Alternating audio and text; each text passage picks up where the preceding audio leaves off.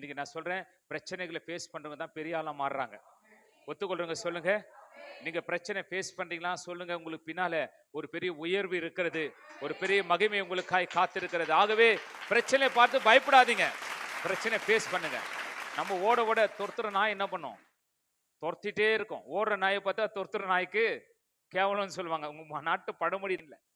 ஆனா திரும்பி பார்த்துச்சு ஒரு நாயின்னு வச்சுங்களேன், அந்த நாய் ஓடி போயிட்டு தெரு முனையில நிற்கும். இயேசுவின் நாமத்திலே திரும்பி பாருங்க. ஆமென். பிரச்சனைகளை பார்த்து ஓடாதீங்க, திரும்பி நின்று ஹல்லேலூயா, இயேசுவின் நாமத்தினாலே ஹல்லேலூயா. நீ பட்டயத்தோடு ஈட்டியோடு வந்து நிற்கிறாய், நானோ ஈட்டியை பட்டயத்தை நம்புகிறவர் இல்லை, இந்த வார்த்தையை நம்பி வந்து நிற்கிறேன். ஹல்லேலூயா. இந்த வார்த்தையை நம்பி வந்து நிற்கிற இந்த வார்த்தை எனக்கு ஜெயத்தை கொடுக்கும். ஆமென். அப்படி நில்லுங்க, நிச்சயமா இந்த வருஷத்துல ஜெயத்தை பெறுவோம். இன்னும் கொஞ்ச காலம் முடிய போது, சீக்கிரமா ஒரு பெரிதான அற்புதம் நடக்க போகுது. நான் விசுவாசிக்கிற இந்த இடத்துல ஊழியக்காரனாய் உங்க எல்லாருடைய வாழ்க்கையிலும், ஒவ்வொருடைய வாழ்க்கையிலும் ஒரு பெரிய அற்புதம் காத்து கொண்டிருக்கிறது, ஒரு உயர்வு காத்து கொண்டிருக்கிறது, ஒரு மகிமை நீங்க பார்க்க போறீங்க.